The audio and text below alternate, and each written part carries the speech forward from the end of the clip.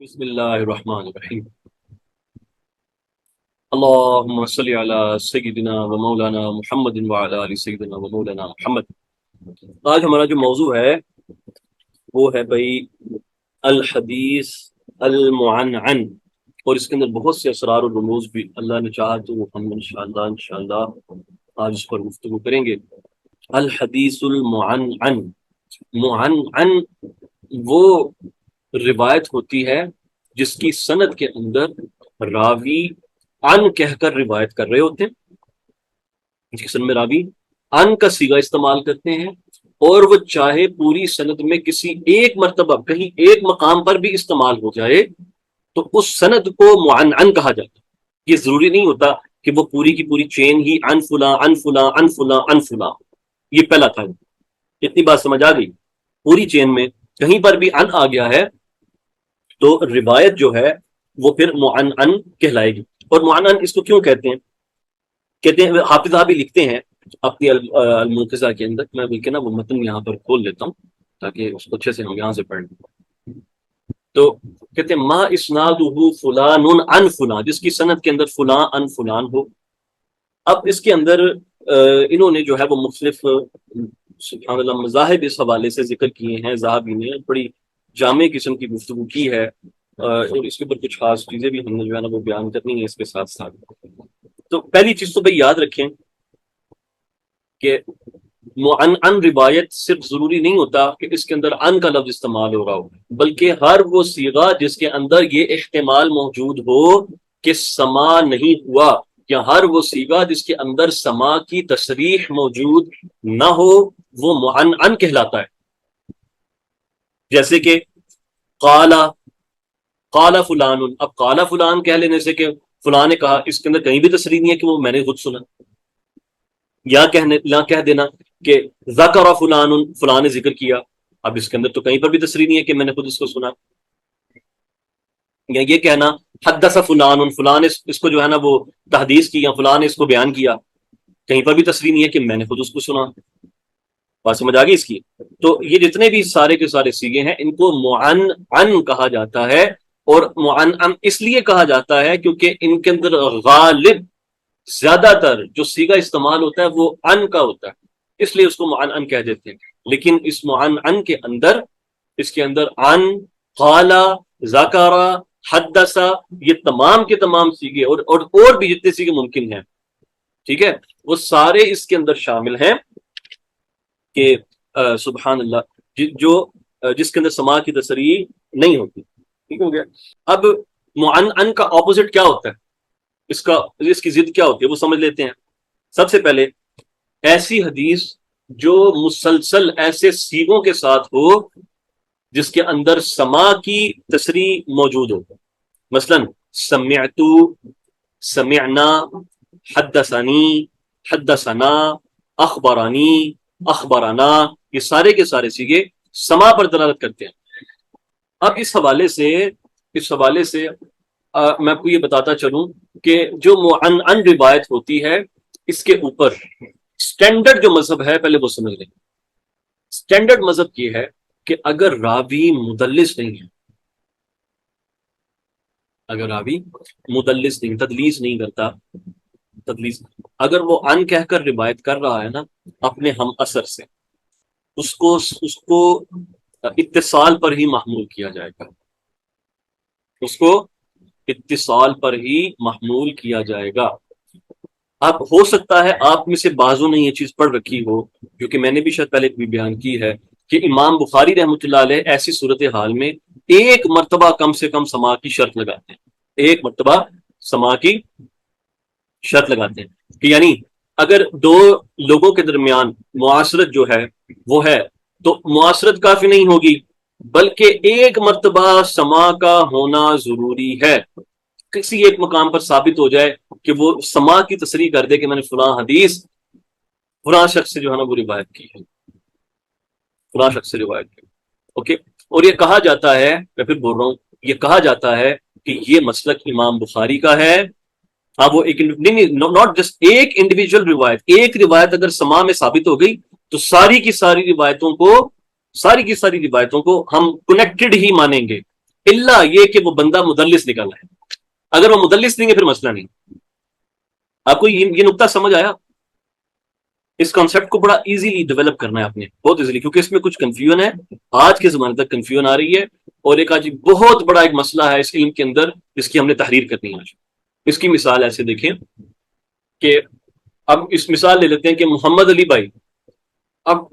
میں اور محمد علی بھائی ایک ہی زمانے کے لوگ ہیں، ایک ہی زمانے کے لوگ ہیں. اب اگر محمد علی بھائی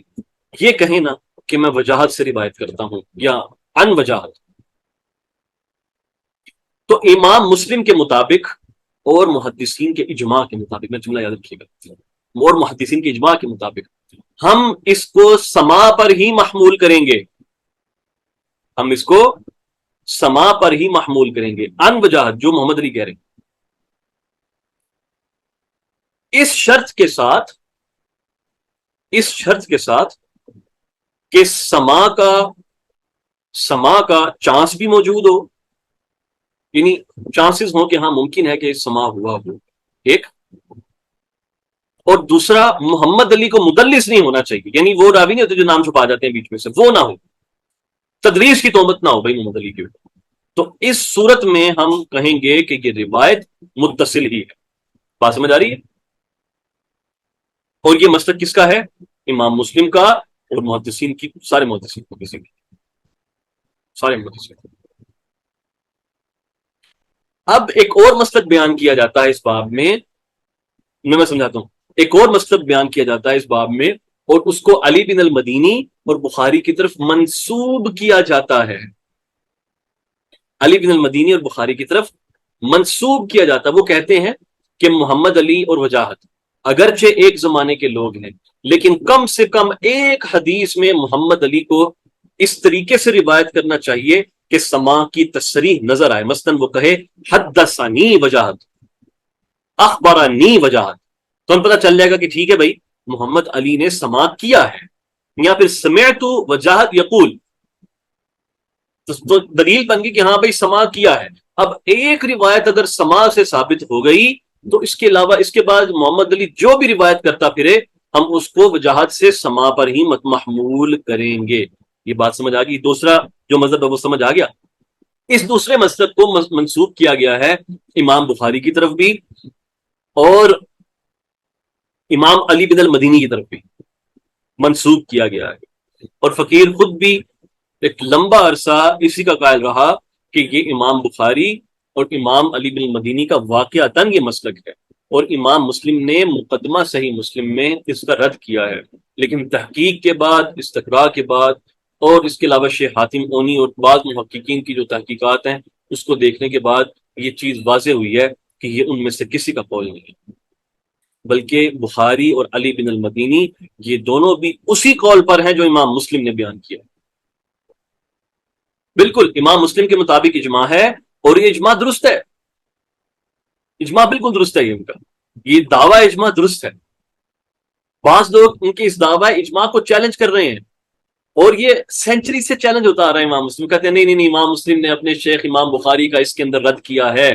لٹرلی وہ کہتے ہیں اپنے شیخ امام بخاری کا اس میں رد کیا ہے. لیکن اگر آپ امام مسلم کا مقدمہ کھول کے وہ مقام پڑھے نا جہاں پر الحدیث المعنعن کے حجت ہونے پر انہوں نے گفتگو کی ہے، تو جو جملے انہوں نے استعمال کیے ہیں نا، سوال ہی نہیں پیدا ہوتا کہ مسلم بخاری سے متعلق یہ جملے استعمال کرے گا،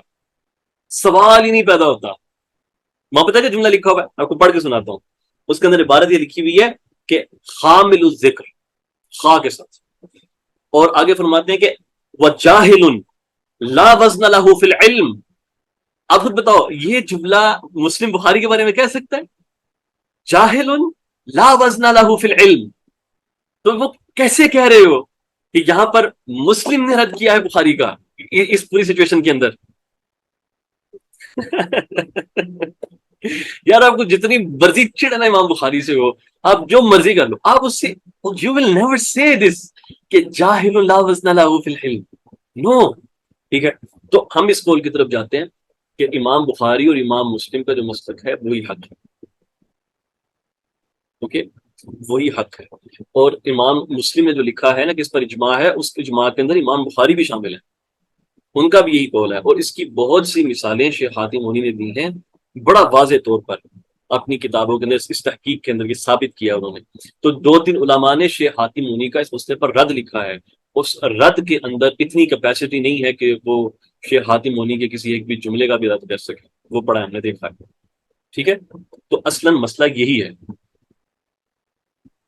اچھا، منسوب جو ہوا ہے، جو قول کس کا ہے؟ اچھا اچھی بات، اچھا کوشچن کیا ہے۔ تو قول منسوب ہوا ہے جس کا امام مسلم رد کر رہے ہیں، یہ کس کا ہے؟ محدثین کا نہیں ہے۔ ممکن ہے کہ اس زمانے کے اہل اعتزال کا ہوگا یا متکلمین کا ہوگا، بنیادی طور پہ اہل اعتزال کا ہوگا، کیونکہ اہل اعتزال آپ اچھی طرح جانتے ہیں کہ وہ روایت کی صحت کے اوپر کچھ ایسی شرائط لگاتے تھے جس کو محدثین کاؤنٹ ہی نہیں کرتے۔ مثال کے طور پہ بعض معتزلہ نے یہ کہا ہے کہ ایک روایت کے صحیح ہونے کے لیے اس کا عزیز ہونا شرط ہے، کہ کم سے کم 2 سندیں ہونی چاہیے، 2 یا 2 سے زیادہ۔ ان سب کو کہاں سے غلط فہمی ہوئی؟ یہ بخاری کا یہ مذہب ہے۔ یہ غلط فہمی بہت پیچھے تک جاتی ہے کہ لوگ کچھ بغیر تحقیق کے غیر محرر شدہ کچھ جملہ لکھ کر امام بخاری کی طرف منسوخ کر دیتے ہیں۔ بعد والے ان کو وقت نہیں ملتا، کیا ان کو نظر آتا ہے کہ شاید یہ بات درست ہے، تو وہ کاپی کرتے چلے جاتے ہیں، تو وہ یہ مسئلہ بن جاتا ہے آگے جا کے۔ یہ اس علم کے اندر بڑا کامن بات ہے۔ اب یہ جو اب اس کے اوپر نا بڑا ایک مزے کا، سبحان اللہ، لوگ کہتے ہیں کہ بھائی یہ تو حاتم مونی کی کتاب کا نام ہے اجماع المحدثین، جس کتاب پہ انہوں نے یہ مسئلہ اٹھایا بڑے شد و مد کے کمال، ٹھیک ہے۔ بعضوں نے کہا کہ حاتم مونی جاہل ہے، اس نے اجماع ڈکلیئر کر دیا ہے، حالانکہ اس کے اوپر تو اجماع ہی نہیں ہے، بخاری کا اختلاف ہے۔ حاتم مونی نے بڑا پیارا جواب دیا، وہ کہتے ہیں کہ اس جاہل کو جاہل کہنے سے پہلے امام مسلم کے بارے میں کوئی کمنٹ کر دیں، اس نے جو کہا ہے کہ اجماع ہے، اس کو کیوں نہیں کہتے کہ وہ جاہل ہے؟ سمجھ آئی؟ اس مسئلے کے اوپر اجماع جو ہے صرف امام مسلم نے نقل نہیں کیا، بلکہ امام حاکم نے، امام ابو عمر الدانی نے، بہقی، ابن عبد البر، ابن حزم، تقریباً ان تمام محدثین نے اجماع کا قول نقل کیا ہوا اس مسئلے میں۔ یہ مسئلہ اس انداز میں۔ تو اب جو امام زہابی نے لکھا ہے نا، زہابی نے وہی بخاری والی بات کی ہے۔ حاتم مونی کا آج کے زمانے کا امام اب حدیث ہے، حاتم مونی آج کے زمانے کا ابو حاتم ہے، آج کے زمانے کا ابو حاتم ہے، ٹھیک ہے۔ اللہ نے اس کو بہت شرح صدر دیا، سید ہے نا سادات میں سے، الشریف حاتم مونی، اور یہ ادھر سعودی عرب میں مقیم ہوتے ہیں، مکہ پاک میں بڑا عرصہ پڑھاتے رہے ہیں، عصری العقیدہ ہیں، حنبلی اور مسلک ہیں۔ وہ جو ہر زمانے میں تھوڑے سے حنبلی ہوتے ہیں نا، بڑے خوبصورت پیارے والے لوگ، جو صحیح والے حنبلی ہوتے ہیں، وہ ان لوگوں میں سے متاثر نہیں ہے اس آدمی کے، لیکن بڑا اللہ نے اس کو جو ہے نوازا ہے، بہت نوازا ہے اللہ پاک نے۔ جو آدمی جو ہے نا کچھ ریزرو کرتا ہے نا، کوئی تعریف ہوگا اس کے اوپر نا کھل کے گفتگو کیا کریں آپ، اچھا کھل کے گفتگو کیا کریں، آپ روکا نہ کریں کہ جس کے بعد وہ معاصرین میں سے ہے یا پتہ نہیں دوسرے مسلک میں سے ہے تو اس کے اوپر ہم کوئی ایسا قول جو ہے نا وہ نہیں کریں گے، ایسا نہیں کرنا، سمجھے؟ آپ اللہ نے اس کو دیا ہے، اس کا حصہ اس کو مل گیا، اب آپ کو کیا پرابلم ہے؟ بعض لوگ، بعض علماء کو دیکھا وہ بےچارے اس معاملے میں بڑے کنفیوز ہو جاتے ہیں، وہ نہیں بولتے، ٹھیک ہے۔ اچھا، اب آتے ہیں زہابی کی طرف، زہابی نے کیا لکھا ہے۔ اب جب یہ پوری کہانی ذہن میں رکھیں، اب آپ کہتے ہیں فامن الناسی، یہاں سے پڑھ لیتے ہیں کہ لوگوں میں سے کچھ ایسے ہیں کہ فامن الناس من قال لا يثبت حتى يصح لقاء الراوی بشیخه یوما ما، ٹھیک ہے، کہ ان میں سے ہیں کہ بھائی جو ہے نا تب تک یہ صحیح نہیں ہوگا جب تک کم سے کم ایک دن کے لیے سماج جو ہے نا وہ ہمیں پتہ نہ چل جائے کہ ہمیں کم سے ایک دن سما ہوا ہے۔ اوکے، آگے فرماتے ہیں وَمِنْهُمْ مَنِ اكْتَفَى بِمُجَرَّدِ إِمْكَانِ اللُّقِ، جو بعض میں سے ایسے ہیں کہ جو بس اس امکان کے ساتھ کہ ملاقات ممکن ہو سکتی ہے اس کو وہ صحیح مانتے ہیں، ٹھیک ہے، اور کہتے ہیں وہ مذہب مسلم، اور یہ امام مسلم کا مذہب ہے، وقت بالغ فی الرد علی مخالفی، اور یہاں پر ذہبی لکھ گیا ہے کہ انہوں نے بہت زیادہ مبالغہ رہی سے کام لیا ہے، حد سے زیادہ کام لیا اپنے مخالفین کا رد کرتے ہوئے۔ ہم کہتے ہیں بالکل بھی اس نے ایسا کام نہیں کیا، ٹھیک ہے۔ اب دیکھیں نا یہاں پر نیچے اس کی پوری تعلیق پڑھ لیں، نام لقد بالغ الامام مسلم فی الرد علی تجہیل المطلق، اور اس کو ایسے ایسے جملے انہوں نے جو ہے نا وہ استعمال کر دی ہیں، اوکے، سبحان اللہ۔ اور کہتے ہیں کہ آگے حالانکہ یہ جو ہے نا علی بن مدینی کا اور یہ سارا جو ہے نا ان کا سبحان اللہ جو ہے نا یہ مسلک رہا ہے، اور یہ سارے جو ہے نا وہ مطلب یہ چیز لکھی ہے، نو دس از ناٹ کریکٹ، یہ مس انڈرسٹینڈ کیا آپ لوگوں نے اس مسئلے کو، بس ٹھیک ہے، آگے فرماتے ہیں ثم بتقدیر تیقن اللقاء،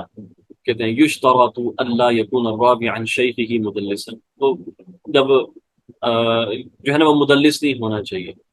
فَإِن لَمْ يَكُنْ حَمَلْنَاهُ الْاتصال، اگر وہ مدلس نہیں ہے تو ہم متصل مانیں گے، فَإِن كَانَ مُدَلِّسًا فَالْأَظْهَرُ أَنَّهُ لَا يُحْمَلُ عَلَى السَّمَاعِ، تو کہتے ہیں پھر یہی اوپینین بیٹر ہے کہ ہم اس کو سماع کے اوپر محمول نہیں کریں گے۔ ثم ان كان المدلس عن شيخه ذا تدليس عن الثقات فلا بأس، اور پھر اگلا یہ بھی سمجھتا ہے آپ نے کہ اگر تو کوئی ایسا بندہ ہے نا کہ جو ثقات کا بس نام چھپاتا ہے، کسی بڑے ثقہ کا نام چھپاتا ہے، تو پھر مسئلہ نہیں ہے، اس تدلیس کا بھی مسئلہ نہیں ہے، اس تدلیس کا بھی مسئلہ نہیں، کیونکہ اگر وہ نام چھپا رہا ہے تو وہ کسی ثقہ کا نام چھپا رہا ہے، جیسے کہ سفیان ابن عیینہ ہو گئے نا، یہ جو تدلیس کرتے تھے تو اس میں وہ ثقات کا نام بھی جو ہے وہ بھی چھپا دیا کرتے تھے، اور کوئی مسئلہ نہیں تھا۔ کہتے ہیں کہ وَإِن كَانَ ذَا تَدْلِيسٍ عَنِ الضُّعَفَاءِ فَمَرْدُودٌ، اگر تو وہ ضعفاء سے تدلیس کرتے ہیں، یعنی کہ روایتوں کے اندر ضعفاء کا نام چھپاتا ہے، تو اس کی روایت مردود ہو جائے گی۔ فائن، یعنی اب یہ سمجھنا ہے کہ اس مسئلے پر تفصیل ہے، اس مسئلے پر یہ نہیں ہے کہ بھئی یہ راوی مدلس ہے اور بس بائے بائے ٹاٹ اس کی روایت رد ہو گئی نہ، یہ دیکھا جائے گا کس طبقے سے بلانگ کرتا ہے، کس طرح کی مدلسین میں سے ہے، اور اس کی تدلیس کثیر ہے یا قلیل ہے یا نادر ہے، پھر وہ جن سے تدلیس کر رہا ہے وہ کس طرح کے لوگ ہیں وغیرہ وغیرہ۔ کہتے ہیں فیضا قال الولید او بقیہ، یہاں پر ولید سے مراد جو ہے نا وہ ولید بن مسلم ہے، بقیہ سے مراد بقیہ بن الولید ہے۔ یہ دونوں بڑے مشہور تھے، اچھا یہ دونوں دمشقی تھے، اور یہ دونوں بڑے مشہور تھے تدلیس کے لیے، اور یہ ضعفاء سے تدلیسیں کرتے تھے۔ کہتے ہیں کہ اگر یہ دونوں ولید اور بقیہ، ہاں آگے وہ مسئلہ آ رہا ہے، کہتے ہیں اب ولید اور بقیہ اگر یہ کہیں نا ان الاوزاعی، ٹھیک ہے نا، فواہن روایت متروک ہے بھائی، نہیں قبول کرنا، سخت ضعیف رہے گی پھر بھی۔ فإنهما يدلسان كثيرا عن الحلقی، اب وہ حلقہ جو ہوتے ہیں یعنی وہ جو متروک روات ہیں ان سے تدلیسیں کرتے ہیں، وَلِهَذَا يَتَّقَى أَصْحَابُ الصِّحَاحِ حدیث الولید، اس کی وجہ سے جو ولید بن مسلم ہے اس کی حدیثوں کو دور رکھا گیا ہے، صحاح کی کتب سے بچتے ہیں۔ فما جاء اسنادہ بصیغۃ عن ابن جریج او عن الاوزاعی تجنبوا، ٹھیک ہے، بس جس کے اندر یہ عن ابن جریج کہہ کے روایت کر دیں، یعنی اوزاعی کہہ کے روایت کر دیں، تو اس روایتوں کو، ان روایتوں کو بس یہ کیا کہتے ہیں کہ بس بچایا جاتا ہے، سمجھنا یہ ہے کہ اس روایت سے بچا جاتا ہے، اس کو وہ اوائڈ کرتے تھے، وہ لوگ اس کو اوائڈ کرتے تھے۔ اتنی بات سمجھ آ رہی ہے آپ کو؟ آگے کہتے ہیں وفی زماننا، ہمارے زمانے کے اندر، یعصر نقدہ علی المحدث، اب کسی راوی کو مدلس کہنا، کسی محدث کو مدلس کہنا، اس کے اوپر یہ حکم لگانا کہ فلاں مدلس تھا، اس کے اوپر تحقیق کر کے ثابت کرنا، کیونکہ تدلیس یہ ثابت کرنا، کہتے ہیں یہ بہت مشکل کام ہے، بہت مشکل کام ہے۔ فإن أولئك الأئمة كالبخاری وأبي حاتم وأبي داود عاين الأصول، یہ بڑا خاص جملہ ہے، کہتے ہیں کیونکہ جو وہ ائمہ تھے جیسے بخاری ہو گئے، ابو حاتم ہو گئے، ابو داود ہو گئے، ان کے پاس اصول موجود تھے۔ اصول سے کیا مراد ہے اس سے مراد آپ کو میں سمجھاتا ہوں، یہ بہت گہرا جملہ ہے، اور اس سے انشاءاللہ اس سے آپ کو بڑا خاص شرح صدر ملے گا، پھر باقی سوال آپ کو میں ایڈریس کرتا ہوں بعد میں۔ اصول سے مراد یہ ہے کہ ان ائمہ کے پاس تابعین کی، تبع تابعین کی لکھی ہوئی کتابیں موجود تھیں، تابعین تبع تابعین کی لکھی ہوئی، اپنے ہاتھوں سے لکھی ہوئی کتابیں موجود تھیں، تو یہ ان کو اپنے سامنے رکھتے تھے، اور وہاں سے چیزیں ان کے سامنے ہوا کرتی تھی، ٹھیک ہے۔ اب اس کے لیے میں چند ایک مثالیں آپ کے سامنے پڑھتا ہوں، کچھ مارکنگز ہیں یہاں پر میرے پاس، جس سے آپ کو یہ معاملہ بڑا اچھے طریقے سے انشاءاللہ جو ہے نا یہ واضح ہو جائے گا کہ کس کس طریقے سے ماشاءاللہ ان کے ہاں جو ہے نا یہ چیز پائی جاتی تھی۔ یہ جو میں پڑھ رہا ہوں اس کو فصوی نے نقل کیا ہوا ہے المعرفہ والتاریخ کے اندر، فصوی نے، اور خطیب بغدادی نے انہی کی سند سے اس واقعہ کو نقل کیا۔ علی بن المدینی کہتے ہیں، بڑا غور سے سنیے گا واقعہ، علی بن المدینی کہتے ہیں کہ میرے پاس اتانی رجل، ایک آدمی ہے بھائی، محمد بن سیرین کی اولاد سے ایک آدمی آیا، اور اس کے پاس محمد بن سیرین کی کتاب تھی جو وہ ان ابی ہریرہ روایت کیا کرتے تھے، یعنی محمد بن سیرین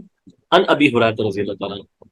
یہ کتاب تھی۔ کتاب کس کے پاس ہے؟ محمد بن سیرین کے اولاد میں سے ایک بندے کے پاس، اور وہ لے کر آ رہا ہے علی بن مدینی کے پاس۔ اچھا، کہتے ہیں کہ اس کے اندر جو احادیث تھیں وہ حدیثیں تھیں جس کو ہشام نقل کرتے ہیں مرفوعاً، اور وہ اس کتاب میں بھی مرفوع لکھی ہوئی تھی، اور اس کے شروع میں کیا لکھا ہوا تھا؟ اس کے شروع میں لکھا ہوا تھا ہذا ما حدثنا ابو ہریرہ قال ابو القاسم قضا. کہتے اس کی قضا کتاب میں شروع لکھا ہوا تھا محمد بن سیرین کی کتاب میں کہ یہ وہ روایتیں ہیں جو کہ ہم سے ابو ہریرہ نے نقل کی ہیں، اور ابو ہریرہ نے کہا کہ ابو القاسم صلی اللہ علیہ وسلم نے ایسے ایسے فرمایا، ابو القاسم صلی اللہ علیہ وسلم نے ایسے ایسے فرمایا. تو وہ وہاں پر آ کر جو وسلم کے اسم مبارک کی بجائے آپ کی کنیت مبارک جو اس میں استعمال ہو. اچھا، کہتے ہیں کہ وہ جو کتاب تھی وہ ایک خاص بڑی پروڈکٹیو تھی، اور یہ جو کتاب تھی یہ جو محمد بن سیرین کے بیٹے تھے یحییٰ بن ان کے بھائی یحییٰ بن سیرین ان کے پاس تھی، یحییٰ بن سیرین کے پاس تھی. اور جو محمد بن سیرین تھے نا، محمد بن سیرین یہ پسند نہیں کرتے تھے کہ ان کے پاس کوئی کتاب ہو، تو وہ یحییٰ بن سیرین کے پاس ایک کتاب موجود تھی جو کہ ان ابی ہریرہ اور ان رسول اللہ صلی اللہ علیہ وسلم، اس میں احادیث تھی جو شام کی سند سے آتی ہوں. اور کہتے ہیں اس کے اینڈ پہ، ہر حدیث کے اینڈ پر سبحان اللہ یہ لکھا ہوا تھا کہ یہاں سے حدیث رسول صلی اللہ علیہ وسلم ختم ہوئی، اور آگے فرماتے تھے کہ قال ابو ہریرہ قضا، اور یہاں سے ابو ہریرہ کا قول جو ہے نا وہ شروع ہوتا ہے. اور آگے وہ کہتے ہیں کہ وکانا محمد لا یدل، اور جو محمد تھے، نہیں محمد بن سیرین تھے، وہ تدلیس نہیں کیا کرتے تھے. یہ میں نے ایک جو روایت آپ کے سامنے رکھی ہے نا، اس سے میں نے نقشہ کھینچا ہے اس روایت کے اندر، نقشہ کہ ان لوگوں کے پاس کتابیں تھیں اور اس پہ وہ کیا کیا چیزوں کا مشاہدہ کر رہے تھے. اب آپ خود مجھے بتائیں، ایک روایت ایسی ہو جو کہ محمد بن سیرین سے نقل ہو رہی ہو، اور اس کو 100 ثقات مل کر روایت کریں، اور وہ کہیں 100 ثقات مل کر، اور وہ کہیں کہ یہ روایت مرفوع ہے، ابن سیرین عن ابی ہریرہ عن نبی صلی اللہ علیہ وسلم مرفوعاً، اس کو روایت کرے 100، اور علی بن مدینی اس کے مقابلے میں کہے یہ روایت موقوف ہے. آپ کس کی بات مانیں گے؟ ان 100 ثقات کی جنہوں نے صرف سن رکھا ہے، سند سے سن کر بیان کیا، یا اس ایک آدمی کی جس نے وہ کتاب اپنی آنکھوں سے دیکھی ہے؟ علی بن مدینی. کیوں؟ اس کے پاس علم یقینی ہے. لیس الخبر کالمعاینہ، خبر جو ہوتی ہے وہ آنکھوں سے دیکھنے کے برابر نہیں ہوتی. اس نے کتاب دیکھی ہے. اب آپ خود دیکھیں، بیکاز ہی ہیڈ اصول. تو اب یہاں پر کیا وہ آپ کے جو پرنسپلز ہیں کہ جہاں پر مخالفت ثقات ہو رہی ہوتی ہے وہ کیوں نہیں اپلائی ہو رہے؟ اصول حدیث تو آپ کے رہ گئے سارے کے سارے. 100 ثقات مخالفت کر رہے ہیں علی بن مدینی کی، آپ کہیں گے لو 100 ثقات حفظ میں بھی زیادہ ہے، نمبر میں بھی زیادہ ہے، فلاں ترجیح ہے، فلاں ترجیح ہے، ہوتی ہوگی. یہاں پر تو نہیں ہو رہی، کیونکہ اس کے بعد اصول ہے. اوکے، ان کے پاس یہ ایکسیس موجود تھا کتابوں کا، جس کی بنا پر وہ گفتگو جب کرتے ہیں تو ان کی گفتگو میں بہت بہت وزن ہوتا ہے، بہت زیادہ وزن ہوتا ہے. تو ایسا نہیں کہ ہوائی باتیں چل رہی ہوتی ہیں ان کے. چلیں اس کی ایک اور مثال دیکھیں، اپنا ذہن کھولیں بس اس کو لے کے. اس کے علامہ عباس الدوری، امام عباس الدوری رحمۃ اللہ علیہ، جو یحییٰ بن معین کے جو ہے بڑے خاص تلامذہ میں سے ہیں، وہ کہتے ہیں میں نے یحییٰ کو فرماتے ہوئے سنا حدثنا معتر بن سلیمان التیمی قال فيما قرأت على الفضيل قال حدثنا ابو حریز عن اسحاق انه حدثه. انہوں نے سند میں بولا عن اسحاق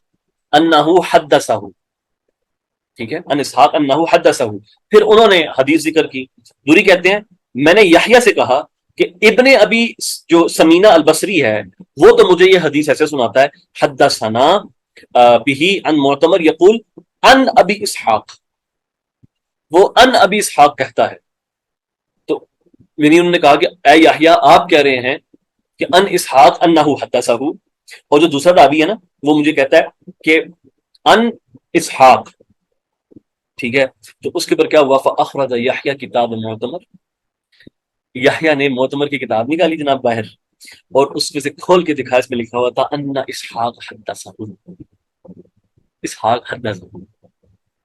ٹھیک ہے،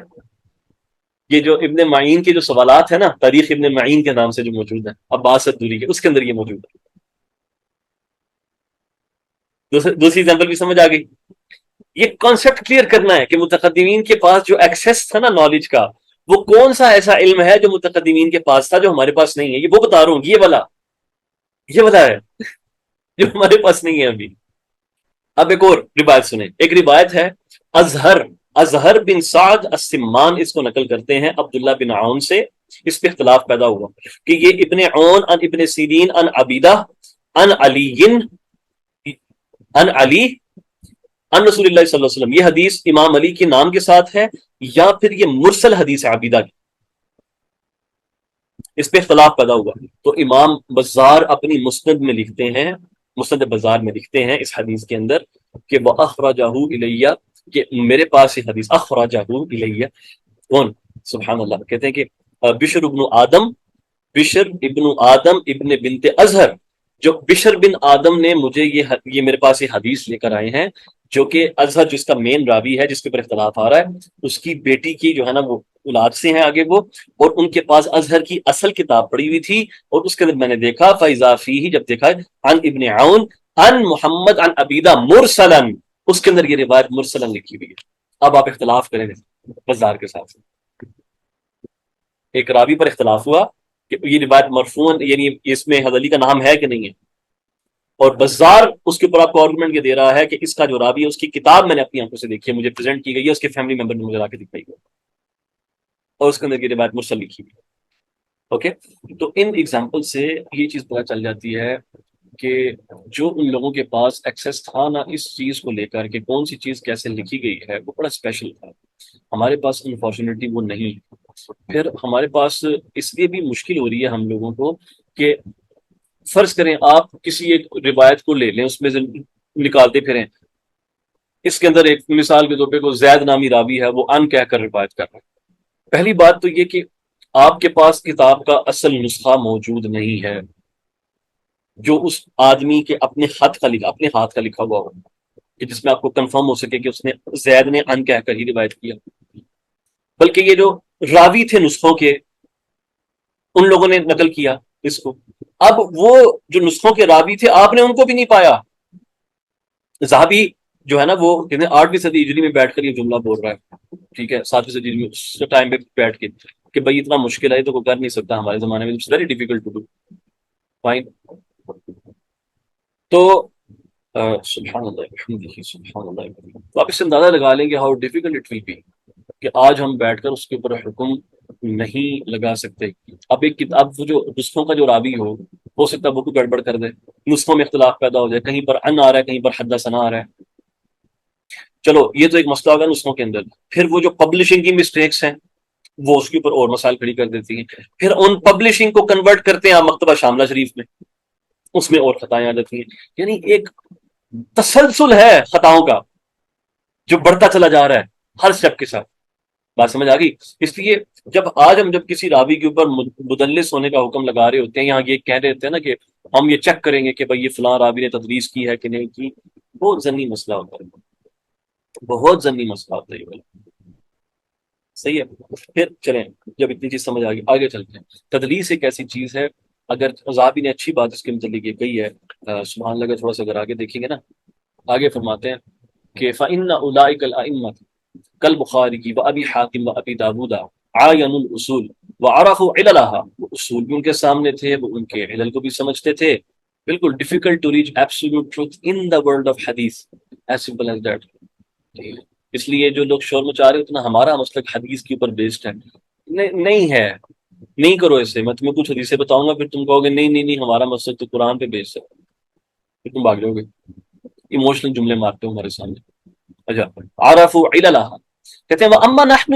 اب ذہبی کیا لکھ رہے ہیں، فطالت علینا الاسانید، ہمارے ساتھ مسئلہ یہ ہو گیا ہے سندیں بہت لمبی لمبی ہو چکی ہوئی ہیں، وفقدت العبارات المتيقنہ، اب ہمارے پاس جو عبارتیں وہ بھی جو کیا کہتے ہیں اس کی جو صحیح عبارتیں بھی یقین ہوتا ہے وہ بھی موجود نہیں رہی۔ ومثل هذا ونحوه دخل الدخل على الحاکم فی تصرفه فی المستدرک، کہتے ہیں ہم تو چھوڑو، بلکہ حاکم کی جو مستدرک ہے ان سے بھی اس معاملے میں بہت ہی زیادہ تساہل جو ہے نا واقع ہو گیا، اور ان سے بہت ساری مسٹیک صرف اس وجہ سے ہو گئی ہیں کہ وہ سند لمبی ہوئی اور ان کے پاس ان کی اوریجنل کتابوں کا ایکسیس نہیں تھا جو کہ اوریجنل پہلے ائمہ کے پاس موجود تھا۔ دیکھ وہ کیا کہہ رہا ہے، چلیں جب اتنی بات سمجھ آ گئی، اگلا اب جو چیز سمجھنی ہے کہ جو لوگ مدلس ہوتے ہیں نا، مدلس اگرچہ یہ چیز بہت ناپسند کی جاتی ہے تدلیس، لیکن بہرحال اس کی وجہ سے بندے کی عدالت مجروح نہیں ہے، ٹھیک ہے، یہ کیونکہ مدلس تدلیس میں بہت سی وجوہات ہوتی تھی، اس کی وجہ نام چھپا لیا کرتے تھے، آپ مثلاً آپ سب کو اتنی بات تو سمجھ آتی ہے نا کہ امام علی علیہ السلام کا جو ہے نا وہ نام چھپاتے تھے آپ، بلکہ میں نے ریسنٹلی ایک کوٹ پڑھا ہے، میں آپ لوگوں سے کچھ شیئر کرنا چاہتا ہوں۔ یہ ابن قتیبہ کی کتاب ہے بھائی، پبلش ہوئی ہے، ابن قتیبہ کی کتاب، الاختلاف فی اللفظ، الاختلاف فی اللفظ، یہ دیکھیے، اوکے، اور اس کا صفحہ نمبر 54 دیکھیے، الرد علی النواصب والروافض، یہ باب ہے، آپ یہاں سے پڑھیں ذرا یہ کیا لکھا ہے۔ اور یہ ابن قتیبہ کون آدمی ہے؟ یہ امام بخاری اور مسلم کے زمانے کا آدمی ہے، تو یہ نہیں کہ بعد کے زمانے والوں نے کوئی بات کی، امام بخاری اور امام مسلم کے زمانے کے جو آدمی ہے اور یہ مورخ ہے، وہ آپ کو اس بات کی گواہی دے رہا ہے کہ وہاں پر ہو کیا رہا تھا۔ وہ کیا کہتا ہے؟ کہتے ہیں وتحامی کثیر من المحدثین ان یحدثوا بفضائلہ کرم اللہ وجهہ او ان یظہروا ما یجب لهم، کہ بہت سے محدثین کو اس سے دشمنی کا جو ہے نا وہ سامنا کرنا پڑا، یہ ساری چیزیں ہوئی کیونکہ انہوں نے امام کی فضائل میں، امام علیہ السلام کے فضائل میں کچھ نریٹ کر دیا، ٹھیک ہے، حالانکہ ان حدیث کی جو اصل جو تھی وہ ساری صحاح میں موجود تھی، ساری صحاح جو ہے نا وہ موجود تھی، اور یہاں تک کہ کیا کہتے ہیں کہ آگے جا کے لکھتے ہیں، یہاں یہ اگلی لائن دیکھیں اس کے اس مقام کے اوپر کہ جب ذکر کرتے ہیں حتیٰ تو حامی کہنے کثیر من المحدثین یتحدثوا بها وعنوا بجميع فضائل، ٹھیک ہے، کہ انہوں نے پھر کیا کیا کہ صرف اس وجہ سے کہ وہ نریٹ کرتے تھے اہل بیت علیہ السلام کے فضائل میں کچھ، اس کی وجہ سے ان کو پرابلم اسٹڈی کر دیتے تھے، اور ان کی وہ مدد کرتے تھے کس کے اوپر؟ جمع کرو عمر بن عاص کے اور معاویہ کے جو ہے نا وہ فضائل، انڈرسٹینڈ دس، یہ بہت ہیوی قسم کا حوالہ ہے اس کتاب سے، اور یہ کتاب اوتھینٹک ہے، اوتھینٹک اس کے مؤلف کے ساتھ جو نسبت ہے بالکل درست ہے۔ ابن قیم جو ہیں انہوں نے اس کتاب سے نقل کیا بہت کچھ، پھر ابن ندیم، داودی، سیوطی وغیرہ نے اس کتاب کا ذکر جو ہے وہ ابن قتیبہ کی کتب میں کیا ہوا ہے، ٹھیک ہے، اور آپ کو میں یہ بھی بتاتا چلوں کہ جس نسخے کے اوپر اس کے محقق نے اعتماد کیا ہے نا، اس نسخے، یہ شیخ الاسلام زاہد کوثری کا نسخہ ہے، اس کے اوپر شیخ الاسلام زاہد کوثری کی تحقیقات ہیں، یہ بات بھی سمجھ آ گئی؟ یہ دیکھو، وقت متفی علی نسخۃ مطبوعۃ استثمار من ذات صادر میں سے بالتحقیق متعلق محمد زاہد الکوثری، پکی بات ہے یہ والی، یہ جو اڑی اڑنے والی بات نہیں کرنا۔ تو جب ایسی صورتحال ہوگی تو آپ ابھی خود بتائیں کہ لوگ تدلیس نہ کریں تو مریں کیا کریں؟ ان لوگ کی مجبوریاں تھی بیچاروں کی، صحیح ہے نا؟ تو اس کی وجہ سے تدلیس کر رہے تھے بعض لوگ، وہ چیزوں کو چھپا دیتے تھے، آگے پیچھے کر دیتے تھے تاکہ بات آگے چلی جائے یار کسی طریقے سے۔ تو جب آپ اس طرح کے معاشرے کو یا اس طرح کی انوائرمنٹ ہو نا، تو وہاں پر جو آئیڈیل پرنسپلز ہوتے ہیں نا، آئیڈیل پرنسپل کہ ہاں تدریس کی تو تم نے تو دھوکہ دینے کی کوشش کی، لہٰذا تو تمہیں تو جرا کر کے رد کر دینا چاہیے، تو پھر چل نہیں سکتے ایسے معاشرے میں۔ بات سمجھ آ رہی ہے کہ کیا وجہ ہے کہ کیوں ہم تدریس کے باوجود ہم ان کو رد نہیں کرتے؟ کیوں؟ کیونکہ ان کے پاس 100 وجوہات تھیں نام نہ لینے کی، صرف مسئلہ ہم لوگوں کو یہ یاد تو نام چھپایا نا، موضوع فام سے ہونا چاہیے۔ جیسے حسن بصری کہتے ہیں کہ میری روایات حضرت علی کرم اللہ کریم سے ہوتی ہیں، جو بھی میں عن رسول اللہ صلی اللہ علیہ وسلم کیا کہ روایت کرتا ہوں، بس زمانہ ایسا ہے کہ ہم علی کا ذکر نہیں کر سکتے۔ اگلا مسئلہ آپ نے یہ سمجھنا ہے، اگلا مسئلہ آپ نے میرے دوستوں یہاں پر سمجھنا ہے کہ یہ ضروری نہیں، پہلے زمانے میں اس ٹائم پر محدثین کے ہاں یہ بھی رائج تھا کہ وہ جو سیغے ہوتے تھے نا ان کا بہت زیادہ پرواہ نہیں کیا کرتے تھے، تھوڑا سا اس کے اندر جو ہے نا اپنا تصرف کر لیا کرتے تھے، ان کو حدثنا بھی لکھ دیا کرتے تھے، حدثنا کو ان بھی لکھ دیا کرتے تھے، سیدھی سیدھی بات ہے۔ اس لیے آپ کو ایک ہی روایت اگر ایک کتاب میں ملتی ہے، وہاں پر مدلس جب ان کہہ کر روایت کر رہا ہوتا ہے تو آپ کہتے ہو اوہو اس میں تو انقطاع ہو سکتا ہے، کیونکہ یہ روایت مدلس ان کہہ کے روایت کر رہا ہے، لیکن وہی حدیث دوسری کتاب میں آتی ہے، وہاں پر مدلس کے سماع کی تصریح موجود ہوتی ہے، تو آپ پھر یہ نہیں کہتے کہ یہ سماع کی تصریح غلط ہے، بلکہ آپ کہتے ہو کہ وہ سماع کی تصریح فلاں جگہ پر آ گئی ہے، لہٰذا یہ روایت کو ہم صحیح مانیں گے، کنیکٹڈ ہی مانیں گے، اس میں کوئی تدلیس نہیں ہے۔ بلکہ یہ لکھ لیں اس چیز کو، امام ابن حبان نے اپنی کتاب کے مقدموں، کتاب آپ کو دکھائی تھی نا، سبحان اللہ، جو صحیح المسند، جو تقسیم والانواع جو ہے کتاب کا نام ہے، جو کتاب دکھائی اس کے بالکل انہوں نے مقدمہ میں یہ بات لکھ دی ہے، کہتے ہیں کہ میں اس کتاب کے اندر جو راوی لے کے آ رہا ہوں نا اپنی کتاب میں، یہ بات بڑی واضح رہے کہ وہ روایت مدلس کی نہیں ہوگی، یعنی اس میں مدلس سے سما کیا ہوگا. لیکن اگر مجھے پتا ہے نا کہ مدلس کی دوسری سند سے جو ہے نا وہ سما موجود ہے، تو یہ ضروری نہیں کہ میں وہ دوسری سند لکھوں جس میں وہ سما کی تصریح کر رہا ہوں، بلکہ میرے پاس جو سند مجھے پتا ہوگی، قریب ہوگی، میں وہی بیان کر دوں گا، اور اس کے اندر ان کہہ کے میں بیان کر دوں گا. یعنی تمہیں بتا رہے ہیں کہ میری کتاب میں کوئی مدلس آئے، وہ ان کہہ کر روایت کر رہا ہو، یہ نہ کہنا کہ یہ تو مدلس ہے، ان کہہ کے روایت کر رد کر دو نہ، بلکہ مجھے پتا اس کی ایک اور سند بھی ہے، وہاں پر اس کی سما کی تصریح موجود ہے، میری بات پہ اعتماد کر لینا. یہی حال بخاری مسلم کا. Are we clear about this کہ اس لیے یہ جو الفاظ ہے جرم یہ جو ہے نا صیغہ ادا و تحمل جو ہوتے ہیں، آپ نے دیکھا ہے کہ میری ویڈیوز پہ بھی اس پہ زیادہ گفتگو نہیں ہوتی، جب جو اتنی ویڈیوز، اور نہ ہی میں جب حدیث کی تصحیح و تصحیح پہ گفتگو کر رہا ہوتا ہوں تو میں اس پہ بھی اتنا زیادہ اس کو کنسیڈر نہیں کرتا. اس کے پیچھے یہ وجوہات ہیں. یہ کوئی اتنی بڑی ریزن نہیں ہے کہ جس کو بنیاد بنا کر ہم جو ہے نا کوئی حدیث کی صحت کے اس کے ذوق کے فیصلے کرتے تھے. یہ بہت ہی زیادہ جو ہے نا وہ اپروکسیمیٹ گیم ہے، یہ حد درجے کی پرابلٹی اس کے اندر انوالو ہوتی ہے. اور ہمارے ہاں بعض لوگوں کی تو ساری گیم ہی تدلیس پہ چل رہی ہوتی ہے، ساری کی ساری گیم. ہر جو بھی جہاں پر مدلس راوی آیا بس کیا کہ اس کو رد کرتی ہے. ٹھیک ہے، چلیں بس یہ چند ایک چیزیں تھیں، ابھی اس کے حوالے سے ذہن میں رکھیے گا،